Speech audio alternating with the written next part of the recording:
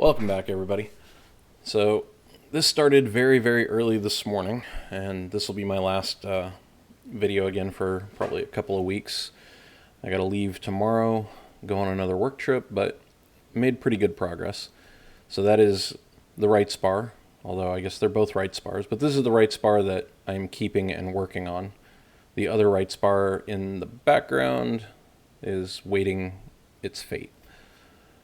Anyhow, I got half of it machine countersunk the day before, and now I'm just getting the rest of it finished. I don't have a set of helping hands this morning, so I realized it's kind of awkward to try and hold that thing up and work the drill press and everything at the same time, so I need to go get me a little improvisation over there and put a board in, and it did the trick, helped me hold it up while the spar was way down at the other end.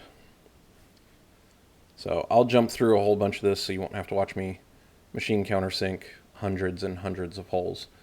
And I know I should probably not have done any of this until I match drilled it to the skin later on, but I'm going off the premise that these holes are all CNC punched and line up really well anyways, and I want to take advantage of the drill press for doing this, so hopefully it doesn't bite me in the ass later, but we'll see.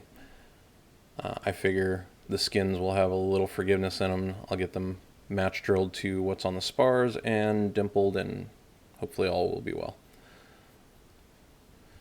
And you can see the donkey making a guest appearance and sneaking into the garage. Me chasing the donkey out, little early morning entertainment.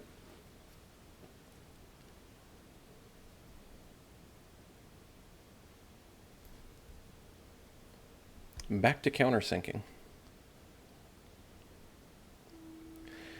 It's funny, I don't think my countersink cage was adjusting itself, and I don't think my bit was wearing out enough that it was causing it to change, but periodically I had to readjust, and I think it was just the angle at which the spar would change the way the bit had bite on it. And sometimes it would go full depth, and sometimes it wouldn't. And I was trying to be mindful and make sure that the ones where a dimple was going to go into them was a little bit below, and then obviously the ones where they're just flush, I had it readjusted so that the rivets ended up flush. For the most part, they all came out pretty well. So now I'm starting to add the nut plates for the fuel tanks. These are number 8 nut plates, and I don't know how many there are. 60, I think. I'm not sure. Or 60 on each side, or no, 60 total. I don't know. I don't think I want to know those numbers. It was a lot. So I started the first couple, and then I realized the plans mentioned priming after doing all the countersinking, and you remove that allodyne from the spar. So I stopped where I was, taped off the spar, and just primed a stripe all the way down it, which you can see there now. I did that off camera, let it dry for a while, so this is later in the morning, and now I'm back at putting those nut plates back in. Well, continuing to put the nut plates in.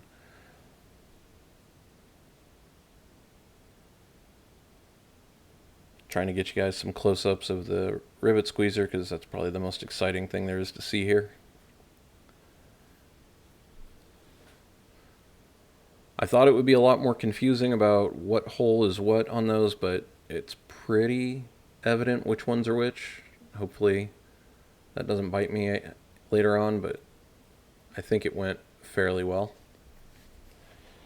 I will admit that there's a couple of cuts in here that you probably don't end up seeing, where I put the rivet in and didn't make sure that it was actually going through the nut plate, and squeezed it and was all happy about it until I realized it didn't go through the nut plate, and had to go redo that. But it's not on film, so no evidence.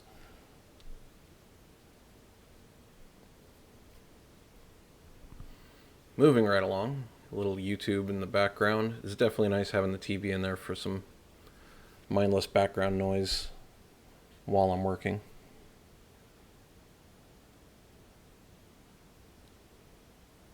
And now just setting a row of rivets and squeezing them.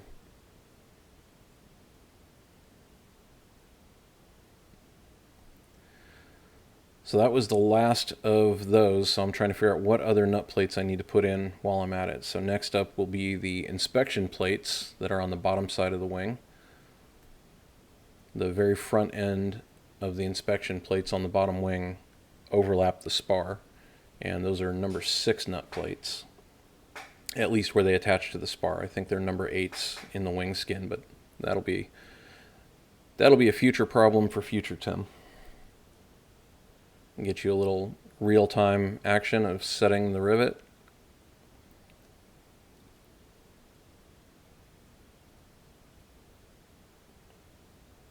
Full speed.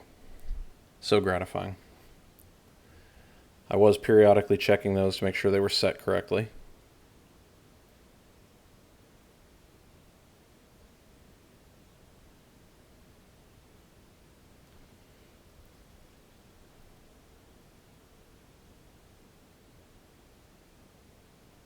All in all, pretty easy.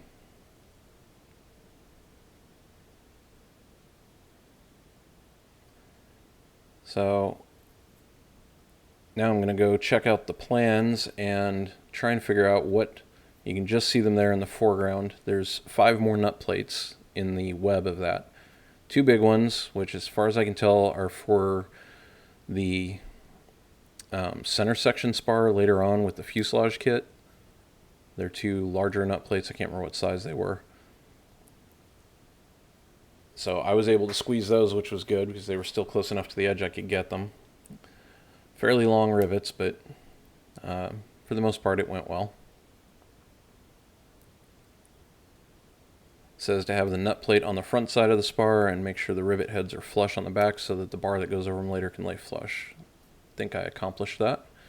And now there's 3 more nut plates, and I had to go dig around to figure out what these were for, but I guess these are for the end Z bracket on the fuel tank later, and they get bolts in them. So these go on the other side and end up flush on this side so the Z bracket can sit flush on it when the fuel tanks are hanging on the front. These were too far in, so I had to break out the rivet gun and the bucking bar, which got a little awkward holding the spar up in my armpit there, but in the end I was able to get it and the rivets were set sufficiently. And that's it. The right spar is all machine countersunk, and all the nut plates that I need to put on it now are on it. So when I get back from this trip, I'll get the wing stands installed and I'll throw this thing up there and we'll move on to the next step. Maybe hanging ribs, I'm not sure.